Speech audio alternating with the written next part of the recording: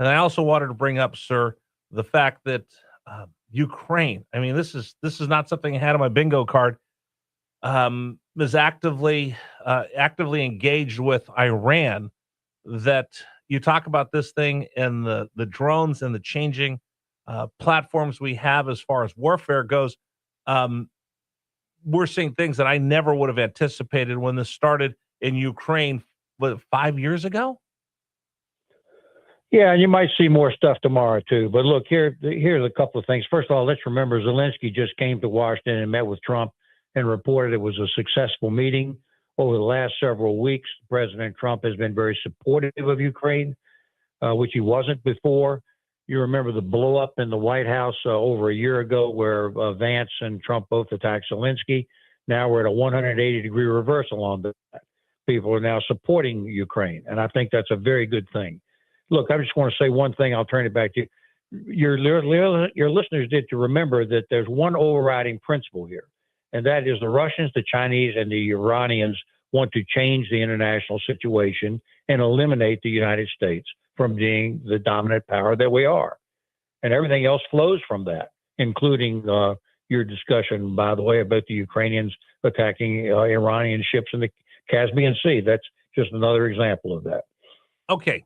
Let me pick up from there, and I'll bring back what we were talking about in our last segment, which is the need for more countries to join in the United States in this battle to keep the Strait of Hormuz open, and then ultimately not allowing Iran to have a nuclear weapon. So as I see this, it's the United States, and let's be honest, the United States did not go looking for allies when they started this situation. I'll call it a situation with Iran that's blown into now a regional. It's becoming, and if not, has already become a regional conflict. Didn't look for a lot of help outside of Israel. Now that this is going on, where does that help come from? If the axis of evil, or whatever you want to call it, Iran, Russia, China, want to change the world, what about all these other countries that have been allies of the West? Don't they realize that if China, Russia, and Iran rule the world, that means the United States gets knocked down? That void is going to be filled by somebody, and it's not going to be somebody benevolent to NATO or other countries that have aligned with the U.S. for the last 50 years. Well, again, in my op-ed piece, I've taken the position that this is the moment when we might try more countries worldwide to climb on board here and reassert their interests, not just ours, as to the rights of navigation and the movement of goods and services and oil across the world. Look, the assertion at this point is that Putin is helping the Iranians target the United States bases in the Middle East, where they are, in fact, attacking, and some American soldiers, as you know, have been killed and a lot more have been wounded, and that Putin is really directing that. The president said, well, he'll ask Putin about that point, but the point is Putin's going to lie about that. It is what it is. And our intelligence people, I hope, are still sufficiently able to figure that out for President Trump. But the point is that, Iran is now sending drones and those kinds of war munitions back to Russia in return. And the Ukrainians say, we're not going to tolerate that. So they attack the Iranian ships. So it's now all beginning to unravel across the Middle East and in Europe, and things are being joined together. And of course, the Chinese are checking in. She told Trump he wouldn't send any munitions, but now he is. This thing is continuing to go. Look, I want to be real optimistic about this. At the end of the day, the United States is still the most powerful country in the world, and we have the right values and principles that draw people to us. And my just position is that, let's use that as a political tool here. People want to be for the United States. Don't go it alone. Get more and more people to help us. When you talk about the Chinese and the Russians helping Iran, we help Ukraine. Should we expect them? I mean, again, all of these we don't call them our adversaries, but they are. I mean, should we not expect them to return the favor since we've helped Ukraine directly in their fight with Russia? Wouldn't we expect the same to come back from Russia, or is that something that we find unreasonable?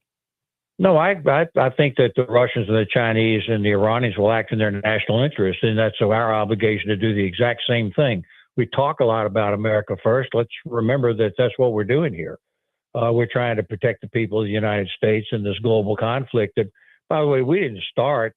Putin did this invasion, just hauled off and did it in order to try to intimidate and change the situation in Europe, something which I know something about as the former ambassador over there. And that really ignited a lot of this. And then the attack of the Americans and the Israelis on the Iranians at this point in this moment in time has now ignited the Middle East. And yes, they are joined together. In fact, I've taken the position with you and everybody for years that this stuff is all part of one global war. And as soon as we recognize that, we're going to be okay here. If the United States is well led, we're going to be okay here. But you can't minimize the challenges that we're facing right now. Speaking of leadership, I'm going to throw you a little bit of a curveball because I did want to ask you about this. Lindsey Graham. Losing Lindsey Graham is someone who was a staunch defender of Ukraine and was so adamant. And it looks like they're going to get this major package and thing done against Russia. How can you reflect for just a moment on the leadership that Lindsey Graham had in pushing back against Russia and helping stand up for Eastern Europe and Ukraine? I was acquainted with Senator Graham. He and I stood together on the stage in 2016 when I was making an effort on the presidency, and so was he. Neither one of us, of course, succeeded. We know that, but I was acquainted with him. Look, Senator Graham, and certainly in recent years, was a very strong supporter of Ukraine. I thought that Senator Graham was not entirely consistent over his career, and you can go back and study all that. But it's true that anything that the Americans can do to move this thing in the right direction in Europe is the right thing to do. And it is working that way. The Ukrainians are winning this war. I've been talking about it now for 4 years on this show, and I'm pleased to say things are moving in the right direction. But Russia is now at bay, and they're very dangerous. And they're doing things that are very disturbing. They're increasing their military manpower. That's all they got, and that's what they're doing. And they're increasing their army size, and they haven't quit because Putin is delusional, and he intends to try to expand Russia if he can. And Ukraine must be his very first step. So that war is still going to go on for a while, but I think the Ukrainians are winning this, and Russia is no longer able simply to commit war crimes with impunity. Well, it's so interesting when you look at, I don't know how the Iranians think that they're going to win this thing in the end. The United States didn't let the dog off the chain yet, and I don't know if we're going to, but if they did, it would be over in a day. If you had the Marines No. Okay. No. We're not talking about a military conflict here. That's what we all hear, and that's, of course, what you're hearing and what you're reacting to. The political issue is who's going to control the Strait of Hormuz. Who's going to, and the Iranians have said, we're going to control it, we're going to charge tolls, and we're going to say who's going to go in and out. That political point is the key to this fight. So let me go back to what we talked about, where I see J.D. Vance trying to get this thing done through diplomacy. I think Marco Rubio is being more of a hawk.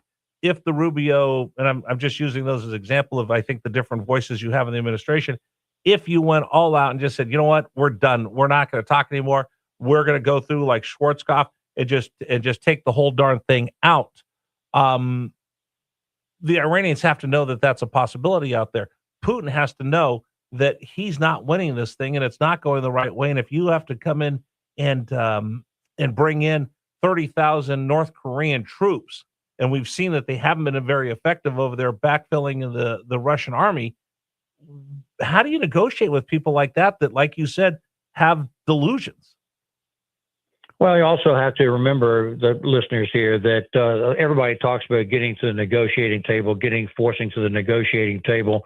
Remember, the negotiating table is just a place where diplomacy is going to decide what the ultimate agreements are. If you go to the negotiating table with the Russians and give up Ukraine, that's not a very good thing to have happen. If you go to the negotiating table with the Iranians and they end up still being able to control the Strait of Hormuz, that ain't a very good result. And to your point, look, if the U.S. just unleashes everything, if that can stop the Iranians from controlling that strait today or next year or 5 years from now, that's a good thing. But I think that in the end, a political agreement would be better. And I'm just saying that we need to put more resources on our side of the table so that we can get a good conclusion. That's all I'm pointing to. No, 100%. I was reading Jim Mattis's book, rereading portions of his book the other day, and he pointed out that in his book, and this book's several years old, that Iran has always threatened the Strait of Hormuz. So it's something that, again, the world has to figure out what they're going to do and how we go forth on that. Sir, one more time, the op-ed that you wrote was brilliant. If people want to read it, how do they get a copy of it? How can it be forwarded to them? Yeah, I'll take care of that if they'll send me an email, which is gilmoreambassador@gmail.com. I'll try to show you what I've been trying to say and try to just make a contribution to the discussion. I'm not official at this point in any way, but I'm trying to make a discussion through the media here and beyond. I was on the BBC the other day. I'll be on the Conservative Network OAN tomorrow at 12. And I'm just trying to push things in the right direction. And, I don't claim to know everything or everybody, but I'm trying to get as much information as I can and weave it all together. And this is an ongoing battle. Go ahead. I just think we're fortunate that we've been able to have this discussion with you. Like you said, how in the world has this Ukraine war gone on so long that immediately when it happened, you thought, okay, it'll be rolled over in a week. Now you see it where nobody had it, that they would have thought that Ukraine could have survived, much less pushed back the Russian bear, that they're having to go out and get conscription troops from North Korea. I'm just fascinated every time we get a chance to talk to you on Thursdays. Well, look, there are positive things going on here. The Trump reversal to now support Ukraine is very positive. The United States support of Ukraine at the very beginning was very essential to prevent the Russians from overwhelming Ukraine. But remember, Ukraine is fighting for their lives. The Russians are fighting for conquest, but the Ukrainians are fighting for their existence. So they're going to be tough. And right now, the Europeans have been stepping up and helping them. And look, there's new developments this week. Trump has said that the Ukrainians can develop their own Patriot missiles with American help. That's real positive. That's huge. Zelensky came in and asked for Patriots the other day at the White House. I got a positive message. That's good news. So this thing is moving in the right direction in Europe. But meanwhile, we're distracted by this ongoing battle and open war that we've got in the Middle East. Sir, thank you very much. I'll catch up with you next week.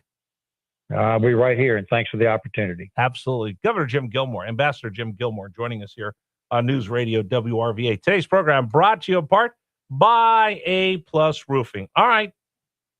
You're happy. We got sunshine for the next few days, which means you don't have to worry about your roof. You know you need to get the shingles replaced, and you've just been waiting. And then you get hit over the head, everybody and their brother